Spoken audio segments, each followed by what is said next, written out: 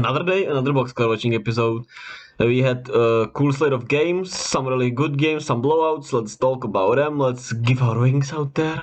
Let's just debate basketball, baby. First up, we had the Kings winning in overtime against the Magic in a thriller, and De'Aaron Fox's game winner. So this game started off really badly for Sacramento as they were down like 20 points in the first half.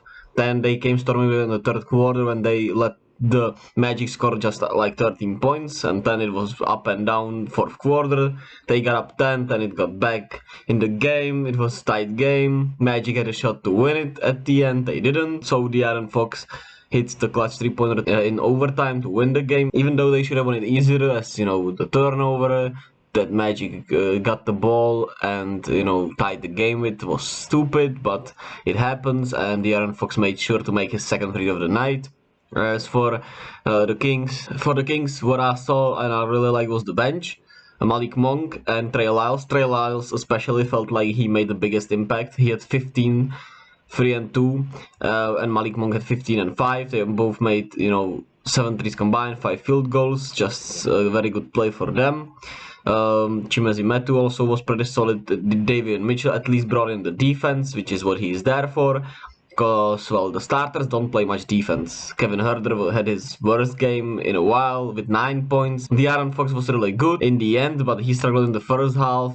Then he turned it up in the second half, made sure to win it. Domantas Sabonis had his best game I've seen this year from him. He had 25, 11, and 6 with 1 steal and 1 block, 10 of 14 from the field. Even though he missed a lot of free throws, he was really good, and he was not afraid of Bol. He took advantage of Bol as much as Bol took advantage of him.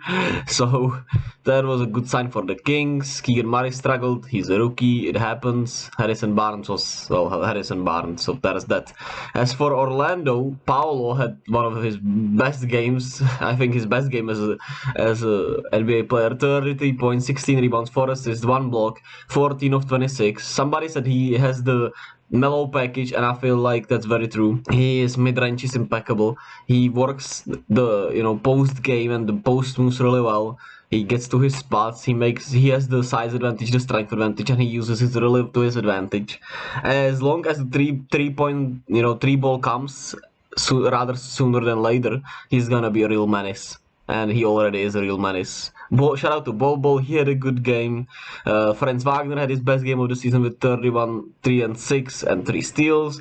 The bench didn't play well for them. It was the difference in the game. The bench just didn't do enough for the Magic as the Kings' bench did. So the Magic are a young team.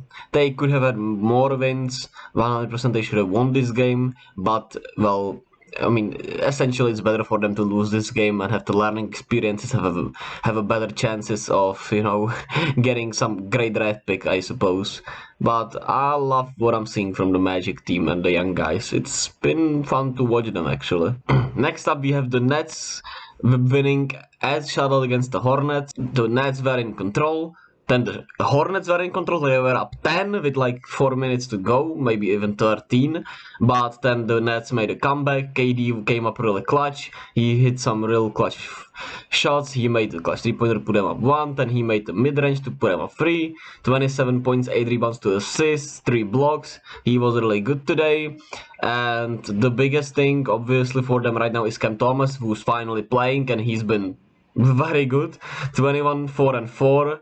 He got to the free throw line, he made some shots, and he probably deserves to play the minutes that he wants to, even though the whole thing with free Cam Thomas has been really weird, but I guess it worked and works, so that is that. And also I want to shout out Yuta Watanabe, who's been also one of their more fun players to watch. Something to, that is actually good about the Nets to watch. And Seth Curry was back. As for the Hornets, they got back Terry Rozier, who, shot the ball as much as he wanted. But they also lost Dennis Smith Jr. I'm not sure what his injury extent is, but it looked like to me he tweaked his ankle. And, it didn't look good, so prayers to him, and hopefully he's fine, because he was one of my favorite stories of the season, of the young season. So Hopefully he's not out for long. PJ Washington had a bounce back game with 18 points. Kelly Oubre was Kelly Oubre, and also Nick Richards. I want to shout out to him because he's been one of their also better players with 10 and 9 within 17 minutes. So Charlotte is, well, they're just a weird team. We'll see when LaMelo gets back. We'll see what's up with Dennis Smith Jr. They probably want to be in the lottery. So next up we have the Hawks winning in overtime against the Pels. This was a very weird game. It was a fun watch. It was a really entertaining game, but the Hawks felt, it felt like they were in control a whole game. Then they all of a sudden just started playing hero ball, started playing just bad basketball, bad offense, and the best of defenses, and they almost blew it. The Pels got the lead in the last 2 minutes, but thankfully DeJounte Murray came up real clutch for them, hit 2 mid-range shots to keep them in it, and then in overtime they took control back and won against the Pelicans, which should have been more comfortable win, but they made their lives way tougher than they had to. Shout out to CJ McCollum, who had a sensational game with 29 points, 10 rebounds. Herb Jones was also sensational with 19, 9 and 2 and 3 steals on 53% from the field. Zion 29, 8 and 4. He made some clutch shots, but it was not enough. And his defense has to improve. Hopefully, it's more of getting back into basketball shape than him just being a horrible defender. I'm not sure. From the games he played, I don't remember him being this awful, but he never was a really good defender, so we'll see how his defense develops. But I hope he buys into the team because everyone else, has been pretty bought in. Brandon Ingram had a bad game overall. Not a bad game overall, but he shot pretty poorly and just wasn't enough from them. But they made a great effort for a comeback when it felt like nothing was going right for them. And for the Hawks, Trae Young played with the goggles. He's still shooting very poorly, and he was sensational for the first 3 quarters, but then he started playing some stupid basketball in the fourth, and it almost cost him, but thankfully it didn't. And then he came back in the OT to play much better ball, as he made some incredible passes down the stretch. The alley-oop to Capella, the cross-court pass to I think it was Collins in the corner, who made his only 3 there in the OT. And that was great to see. Clint Capella had his best game of the season with 21 and 19 and 4 blocks. DeJounte didn't shoot well, but he made some, very great contributions on the team with 22, 10 and 11 and 3 steals. He's played some incredible defense. He made clutch shots, so that was great. Jalen Johnson also played really good in his limited minutes, as he's a second-year player. And, well, Nate McMillan doesn't play these people much, so it's good to see him get some minutes and, thrive in them, but their bench otherwise was not really performing. I guess there's not much else to say. DeAndre Hunter's shots look much better, but as my one of my good homies who's a fan of the Hawks pointed out, his handle is atrocious, so he has to work on that, and we'll see if he will. Next up we have the Celtics winning at Madison Square Garden against the Knicks, and this was a really tight game, even though in the end it was a 15-point game, 15-point win for the Celtics. It was a tight game. It was actually pretty up and down. The Knicks were in it for the most part, but, well, the Celtics shot the lights out. They had 27 threes on 51 tries, 53% from the three-point line. Franchise record set. Some sensational shot making. Sam Hauser off the bench, who I've said has been very impressive for him, had 5 3, 17, 3 and 2 with 21 minutes. Malcolm Brogdon also had 14, even though he struggled from the field. Grant Williams, 2 threes.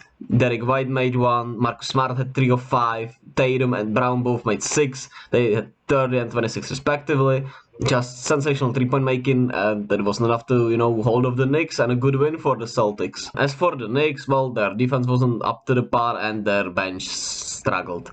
Obi Toppin has been really up and down, so he had one of the worst game of the season for him after one of his best game of the season for him. So there's that. Emmanuel Quickly wasn't as good as he's been this year. Evan Fournier came off the bench and, struggled. Cam Reddish played 37 minutes, got a start, but, well, he struggled in the starting role offensively. He didn't play badly, but he should be doing more if he's starting. Jalen Brunson was really good, 22 and 10. I really like his play so far on the Knicks. Isaiah Hartenstein continues to be one of the best players, not just Just impact-wise, he's one of their best players, 10 and 14. Julius Randle had one of his better games with 29, 9 and 2, but it's still ugly to look at. And Archie Barrett has been getting into his own. So there are some real positives for the Knicks, some growing pains also, but I think there are more positive for the Knicks than negative. So that's good for, them. That's not something we can say often about the Knicks. So there's that. And now we move on to the blowouts as the Bucks blow out the Thunder. So the Thunder, well, Shea had his worst game of the season with 18 points, minus 19. He was just not great today. Still made some crazy shots, but not the best from him. And well, the whole team didn't play that well except for Osman Dieng, who I want to give credit to. He was really good for him in his minutes, but well, that's about it. As for the Bucks, Giannis was out. And they didn't miss a beat. This Milwaukee team feels really different. They feel, like it feels like they are just on another level right now. Brook Lopez has been playing some of the best ball I've seen from him in a long time. He had 25 points, 3 boards, 1 block, 10 of 16. Jrue Holiday struggled from the field, but he still made some really good contributions. And everyone was locked in. Grayson Allen came off the bench with 19. Jordan Nwora had 12. Bobby Portis had 21 rebounds, so they did enough to win. They had a contribution from everywhere, and they defended still as well as they can. So Giannis actually could rest his injury or whatever his injury is. Actually, I'm not sure if it was a knee. If it's a knee or a hamstring, I think it's a knee, but it's nothing serious. He could have played if it was playoffs. He would have played, but. Well, they hold it off. They are 9-0. We'll see where they lose their first game. Next up, we have the Timberwolves getting a little bit of a feel-good win as Rudy Gobert entered the health and safety protocols. Well, the Rockets. What can we say about the Rockets? Positives. Şengün has been real positive for him. 20 minutes, 17, 7 and 5. He's a menace under the basket. Jalen Green had one of his better games, scoring-wise. I guess that's a positive. And, well, I guess that's about it. Jabari Smith didn't play, so, well, not much to talk about with the Rockets. They are just bad. T-Wolves, Anthony Edwards was really good, 19, 2, 3 and 2, but, it felt like he played much of a team role, and everyone on the team thrived because of it. Taurean Prince had 12 shots, he made 16 points, he made 6 of them. D'Angelo Russell was better than he has been these games. Karl Anthony Towns was, efficient, had 25, 9 and 6, even though Şengün was kind of cooking him. Kyle Anderson made the impact I thought he was going to have on this team with 16, 3 and 6. And Jaden McDaniels was really good also. Everyone contributed. This was a feel-good game for the Wolves as they blow out the Rockets. We'll see, how they improved throughout the season, but it has been a disappointing start, so good win for them. It's a comfortable win. Next up, we have another blowout as the Nuggets blow out the Spurs. Well, this one wasn't really competitive at all. This was over in the second quarter. Keldon Johnson, had a better game, but, well, it just wasn't enough. And, well, there's not much to say about the Spurs. They got 3 players that they should be really excited about: Devin Vassell, Jeremy Sohan, and Keldon Johnson, who seem to have positive impacts or positive improvements. They're 3 to watch. They're something, the Spurs fans should be excited about. And, well, they are 5 and 5. They're on a good start anyway, so we'll see how the season develops. But, I feel like this is the perfect start for the Spurs. They are 500, they have really solid young players who they should be excited about, and they compete, but they just weren't enough for today, as Denver was just lights out. They made 15 threes on 51% shooting. They had 61% from the field overall. Bones Highland had 24 points off the bench with 7 assists. Jokic 21, 6 and 10 on 9 of 10 shooting. Michael Porter Jr. had 15 on 6 of 10. Jamal Murray had 13 on 6 of 10. DeAndre Jordan had 10 points on 6 shots. And, well, everyone just contributed. They shot the lights out. They played one of their best games of the season, even defensively. So there are some solid improvements for them. We'll see, what the defense is looking like overall in the next 10 games. But their defense seems to be getting a little bit better each game, and they seem to be trending in positive directions. Jamal Murray seems to be more comfortable, and everything seems to be better for them. And they, have a comfortable win against the Spurs, which is a good thing always. As we complete, the later slate of games, which all were blowouts. The Suns blow out the Blazers. The Blazers used our the Blazers used all their powers last night as they won in Phoenix, and on the back-to-back game they just didn't have anything else without their two star players in Anthony Simons and Damian Lillard, so they just didn't have anything. If we can say some positives for the Blazers, Shaedon Sharpe still looks really good.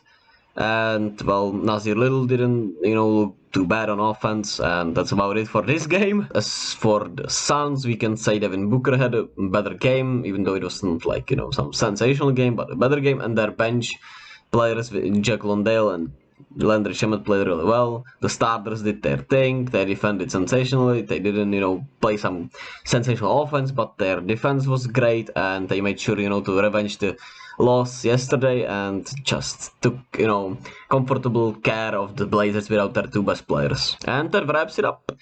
It was a tale of two stories. There were some great competitive down to the wire games in the earlier games of the day, and later session was just blowouts and not that much interest. Nothing that interesting except the Bucks looking really great and some comfy wins for good teams. So what we have tonight is the Cavs against Lakers, which I can't wait for since I can watch perfectly. It's at 9:30, so that's a great time for me. We got Bulls Raptors, which should be great, and Clippers Jazz should be also really fun. So there are some cool games. And then on Monday we have the 15 games, which will be insane to cover. So can't wait for that. I guess that's it for today. I hope you enjoyed box score watching. Like and subscribe, whatever they say like this, and I'll see you all tomorrow.